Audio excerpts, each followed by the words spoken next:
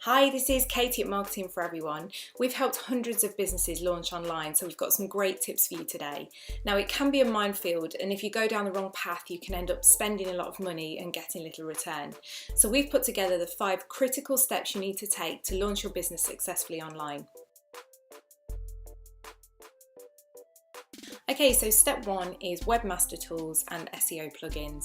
Now, we could talk for hours about SEO, but in a nutshell, you want Google to be crawling your website and to see that it's relevant to what the person had searched for and to show you in the search results for free.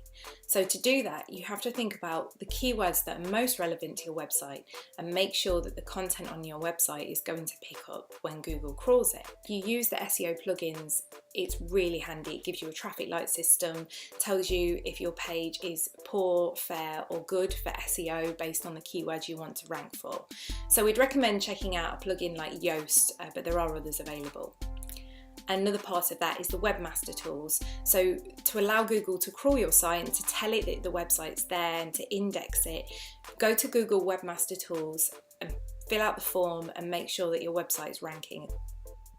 So next, make sure that you're featuring on Google My Business and also in directories online. So when people are searching, you're appearing there.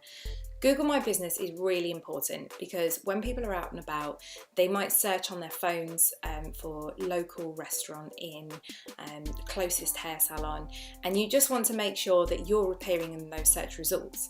And in Google My Business, you can add images, you can add opening times, and a real key one is reviews. So get your customers to review you on Google, and those rankings can really help to make sure that you appear above other people in the search results. So once your website has those things in place, the most important thing you need to do is get the Facebook and Google pixels into your website before you start running any advertising. Now, we'll start with the Facebook pixel. What this does, if somebody visits your website, it is tracking that they've been on your website. So then when you start to run Facebook ads, you can actually target people that you know have shown an interest in your business. So for example, say you have Google AdWords running, and even if you don't, even if you just have the organic listing there, people visit your website, then they'll go away and think about it. That's when you can very easily be forgotten, or you can lose that person to a competitor. Now, if you're running retargeting ads, you're following up on those people that have shown a little bit of interest and you're getting them to come back to your business. What works really well is if you then also incentivize. So for example, Dorothy Perkins, very often I see their ads, I'll visit their website, and then they'll run 10% off this weekend only. And that's what hooks me back in and closes the deal. And so many businesses are having great success with this. It works really well with e-commerce businesses as well. It's also really important to install the Google conversion pixels and also Google Analytics. And Google Analytics is really, really handy. You can see things down to how long people spent on a page, where people are leaving your site, because it might be you've got a problem with one of the buttons on there. So just have Google Analytics in there from day one. It gives you so much useful information. And if you make changes to your website, you can see if they've had a positive or negative impact. So that's the Facebook pixel, the Google Analytics pixel, and the Google conversion pixels if you're going to be running AdWords. So your website's fine, you have the pixels in place so you can do your tracking. Now it's time to get out there on the social channels. Now there are so many, and it depends on your business which is key. So it might be that Pinterest is handy for you, especially if you have quite a visual product. Twitter might be quite big in your industry, but the absolute key is to make sure that your Facebook and your Instagram profiles are up and running, and make sure that they're active. So be posting regularly and engage with anybody that likes and comments.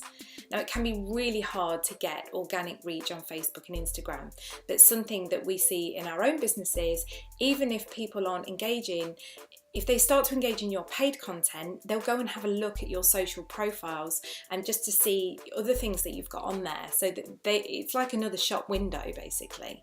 So make sure that your before and after pictures, for example, if you're a landscaper, or any new products you've got coming out, any offers, customer reviews, just put those posts out there. If you can do a few a week, great. I try to do something every day, but obviously it's time consuming. And just make sure that your profiles are really active, because people will go and look at those. They won't just come straight to your website or come to you in person if you have a shop. So number 5 is really key, and that's to get some paid targeted campaigns running on Facebook and Instagram. It's great to have all that setup done, but it still isn't going to drive the traffic that you need to convert into sales or inquiries. So what you need to do is make sure that you're running traffic campaigns as a start. So Facebook and Instagram, target the audience that's most relevant to your business, run ads on there that's going to drive clicks to your website. Because what you're doing is, if somebody clicks to your website, you're tracking that they've done so on the pixel. And that's as good as getting their email address for an email list. It's a virtual database. And now what you can do is set up retargeting and lookalike campaigns. So retargeting campaigns, you're saying to Facebook, okay, here's a custom audience, target anyone that's been to my website in the last 7 days, tell them I'm offering 10% off if they inquire this weekend. Now that's golden, that's better than sending out an email with that information. Emails get, say, 10% open rates. This is going to appear in their Facebook newsfeed. They're instantly going to be like, oh, that's that company. I was on their website this week. I already know who they are. I trust them a little bit. I have that credibility in my mind. And now I'm going to purchase from them while they've got this offer running. Lookalike audiences, quite similar to retargeting, you're using the pixel data, but instead of reaching people that have been on your website, you're reaching people that are very similar to them. So Facebook is great at profiling all of us. It knows everything you can imagine from what it learns from the data it can gather, and it can find people that are very similar to you. Now, I was a bit skeptical about this, about how it was going to work, because it's putting people into boxes effectively, but the results speak for themselves. We have a beautician, we do lookalike campaigns for her, and the calls that she's getting, and they're real quality inquiries. So Facebook is finding an audience very similar to people that already purchased from her. So I know that's a lot of information in one video, but just to recap, the 5 top tips to get started with your online advertising. Make sure that your website is being crawled, so get on Webmaster Tools, and also make sure you have a good SEO plugin that's going to guide you on how to get the best results from your site organically. Second, make sure you're listing on Google My Business, and make sure you're in any directories you can be in, because people still do look at things like Yale.com. Third is making sure the pixels are in your website. So make sure that you have your Facebook, your Google Analytics, and your Google conversion tracking pixels. All this information will help you with reporting, but it also helps you find the right audiences in the future. Fourth is getting social. Make sure you have your Facebook, your Instagram, Twitter, Pinterest, LinkedIn if it's relevant to your business, because these are all additional shop windows. People may go and research you before they buy from you. If you have active content on all of these channels, you're giving them loads of information to make a decision. And finally, send out your Facebook and Instagram targeted campaigns, generate traffic, retarget that traffic, find lookalike audiences, and get known online.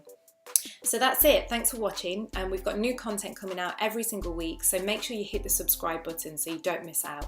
We also have a really good Facebook group which has Instagram and Facebook tips and tricks, and we add any updates that we hear about on the grapevine, and so click the link in the description and you can join the group too.